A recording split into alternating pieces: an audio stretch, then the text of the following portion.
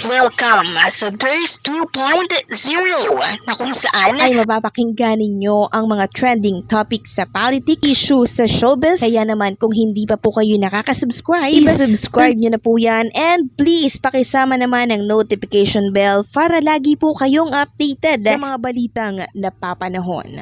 So unahin nating pag-usapan itong picture po ni Tito Sen, ni Raisa May, and ni Kuya Ryan Agoncillo na siyang pinost po ng TBJ na Facebook page. So makikita dito na hawak-hawak po ni Tito Soto yung Vans.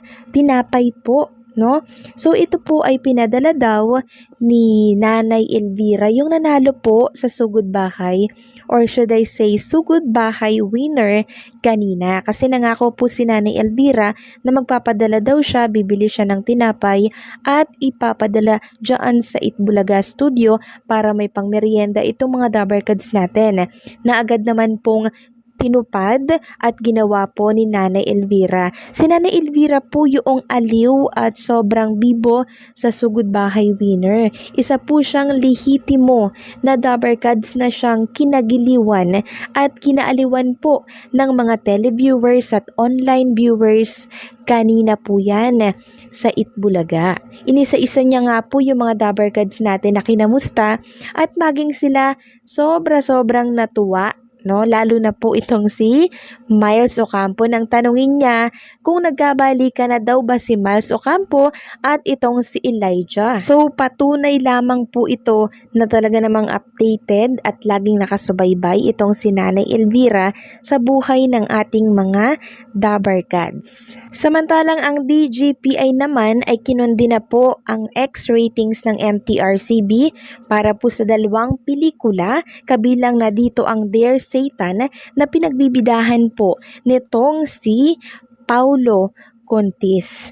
So ano po ba yung DGP na yan or DGPI na yan? So kilala po ang Directors Guild of the Philippines or Inc. or DGPI na may progresibo pong posisyon sa mga isyong tumutukoy sa ating industriya. Huli silang naglabas ng kanilang paninindigan sa pagkansela ng pagpapalabas ng Los Sabongeros sa GMA Pictures, sa Cinemalaya, XX Film, PES. Ngayon naman, sa pamamagitan po ng kanilang presidente na si Mark Mayley, nakuha natin ang kanilang bagong statement ukol sa dalawang pelikulang na X ng Movie and Television Review and Classification Board or MTRCB. Sa kanilang review nitong nakarang araw, una ang documentary film na Alipato at Muog at ang comedy drama na Dear Satan. Sa ikalawang review ay pinalitan ng MTRCB ang rating ng Alipato at Muog sa R16. Pero ang Dear Satan ay nananatili po na X pa din. Ang pahayag po ng DGPI, the Director Guild of the Philippines unequivocally condemn the recent action of the Movie and Television Review and Classification Board in issuing an X rating in Dear Satan po yan, at sa iba pang mga pelikula. So napalitan na naman po yung sa dalawang pelikula, itong kay Contis nga lang ang nananatili pa rin pong X. Hindi na muna po nagbigay ng official po na statement ang Mavs Production kaugnay sa pag-X muli sa Dear Satan or Dear Santa, dating Dear Satan. Wala pa po silang napagdedesisyonan kung iaapila pa nila ito sa Malacanang or paabutin pa ng Supreme Court. Nasa Cebu sila ngayon para sa shooting ng Concmam. Ayaw pa rin munang magsalita daw nitong si Paulo Contis at bahala na raw ang Mavs. Nang makapanayam naman daw nila itong si Richard Reynoso na isa sa nag-review at nag-X sa Dear Santa, pinagdiinan niyang sumunod lang sila sa PD 1986. Pero noong 1985 pa ang batas na ito, ni hindi pa uso noon ang cellphone at internet.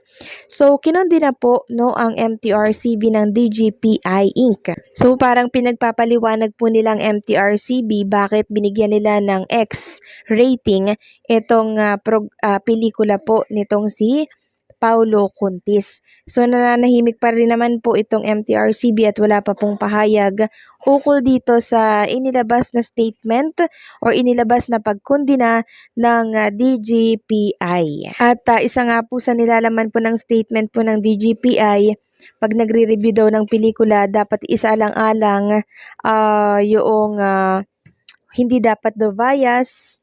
Andyan ang isang tabi daw yung political issue, and syempre yung religion, no, yan po ang sinabi dito. So sa pagpapaliwanag naman po ni Chairwoman Lala Soto, 'di ba? Sumusunod lang din po sila sa kung ano po yung ano po nila, no, yung dapat nilang sundin doon sa MTRCB. At isa pa, hindi lang naman po si MTRCB Chairwoman Lala Soto ang nagdesisyon nito, kundi majority po ito. Samantalang pag-usapan naman natin ang tungkol dito sa isang brand na ini-endorso po ni Bossing Vic Soto, na kung saan ay pinapaboykot po ng isang attorney.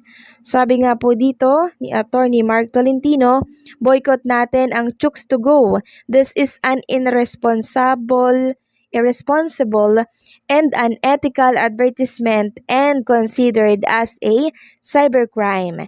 Chooks to Go apologize or face issued. So ayan, apologize po ang Chooks to Go sa pinost po nila. Actually, kahapon ko pa nga ito nakita eh. Sabi nga dito ng Chooks to Go, kapag world class ang rap sa mapapasuko ka talaga, Chooks to Go na. And then, makikita dito yung parang ginaya po nila yung itsura ni Pastor Apollo Kibuloy.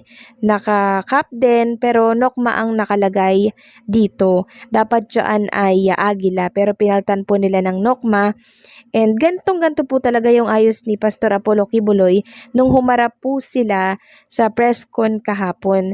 Ngayon, pinick up naman po ng Chooks to Go, and ginawa po nilang parang advertisement, no, para mapag-usapan and syempre sumikat dito po sa social media. Although sikat na naman ang Chooks to Go, pero ewan ko ba bakit sila nakikiride on pa rin dito.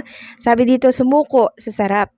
Kaya nagrereklamo po ang ilang mga DDS vlogger and yung mga DDS supporter, yung mga Duterte supporters po, no, na pumapanig po dito kay Pastor Apollo Kibuloy. So tinuturing nilang itong pangbabastos, pangbababoy sa isang personalidad or pangbubuli na din po. 'Di ba? So kaya ayan po, tinawag po ni Attorney Mark Tolentino na i-boycott ang Chooks to Go, no, sa pagiging irresponsable nila. Kayo po ba mga Kadaver Gods, agree po ba kayo na ipa-boycott itong Chooks to Go? Mag-comment nga kayo dyan sa baba at nang mabasa natin kung ano ang opinion nyo ukol dito.